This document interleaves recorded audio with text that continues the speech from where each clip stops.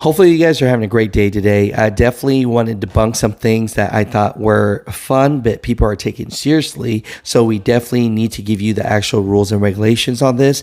And second is a PSA from Ohio State Patrol. Hopefully you guys are doing great, man. I know that right now is not an easy time in trucking, and you're just trying to get as much information as you can. And I'm trying to share it as fast as I can as well. Always, if you're working for a trucking company and there's some information that you'd like to tell us, we will keep you anonymous, just like the Schneider one with the inward facing cameras. You know, we're here for the information. We're here to educate the truck drivers, but I'm not here to bust anybody out. So my truckers, definitely comment down below. Tell me what's going on in the trucking industry, and we'll share it with all the truck drivers driving and moving America. What's going on, Mutha truckers? Welcome to Trucking News. Hopefully you guys are having a great day today. You know, I want to start off with Ohio State Highway Patrol. They're making this statement here. They say close call while conducting a traffic stop on US 35 in Jackson County. A trooper narrowly avoided injury when a semi-truck struck the stopped vehicle and came dangerously close to hitting him. This incident underscores a vital message when approaching emergency or roadside service vehicles with flashing lights. Always reduce your speed and change lanes when it is safe to do so. Simple action saves lives.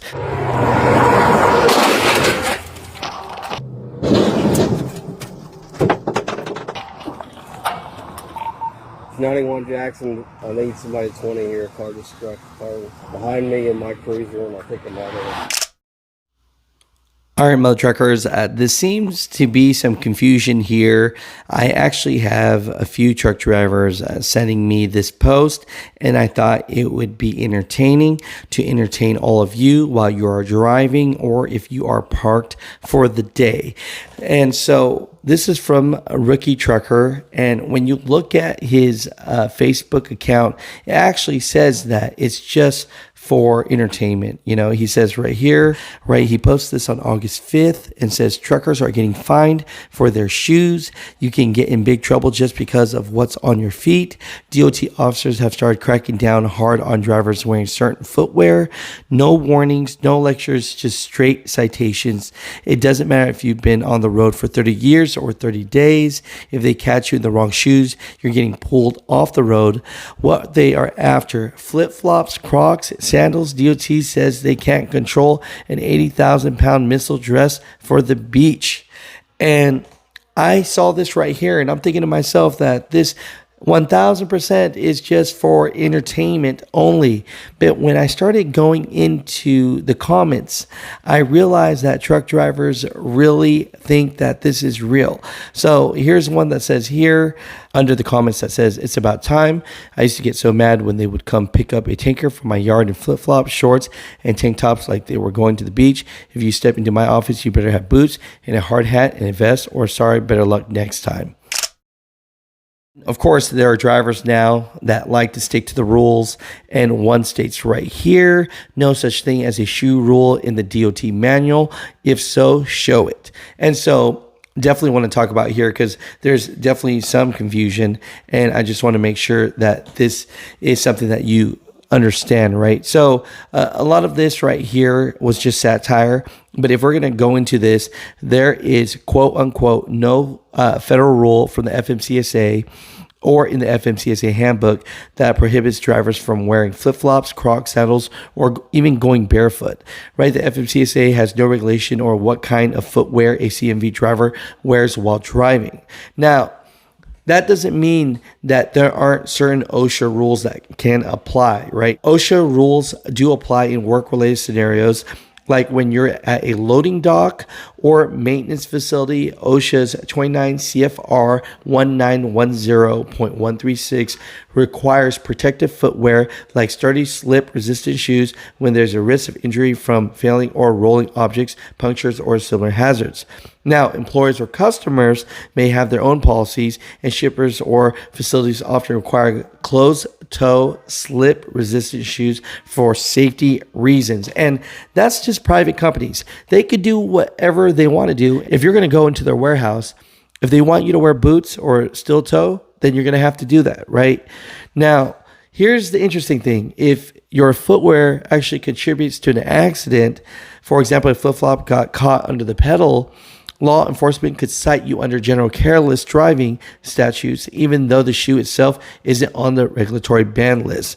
So overall, even though it seemed like I thought that people would know that this is a joke, bottom line is no FMCSA or federal rule outright forbids open-toed footwear, but wearing flip-flops or Crocs may still be unsafe.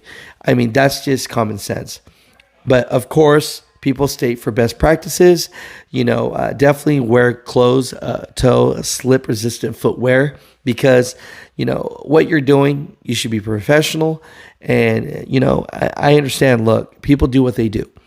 But at the end of the day, there's no FMCSA regulation requiring commercial truck drivers to wear specific footwear at all. So that driver stating that there's no shoe rule, that's absolutely correct. So just wanted to debunk that. I thought it was fun. I thought that everybody knew what they knew. But of course, there's so many rules out there that some people might think this is serious, especially when it's getting shared so much on the internet. So my truckers, comment down below. Let me know, what type of footwear do you wear? All right, brother. We were talking behind scenes. What's your name, brother? Dave Jones. Now, how long you been driving a truck? Almost 30 years for a living. 30 years. You're a crazy man. One thing, why you still love it? Grew up in it. That's all I know. All my life. Oh, really? All my life. Grandpa had 50 trucks when he retired in the 90s. I love that. Started messing with these things between 5th and 6th grade. Tell me something like an old school trucker would only know that a new driver now wouldn't know. Maybe a phrase or something about a truck stop, or what's different now than then?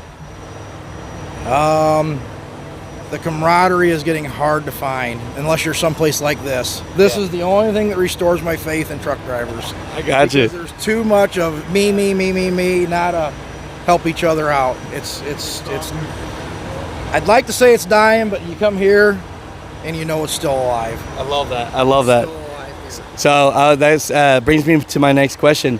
What brings you back to Truckers Jamboree? Why not?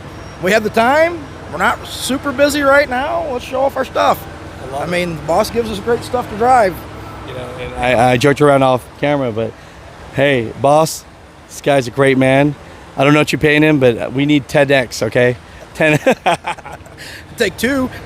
Yeah.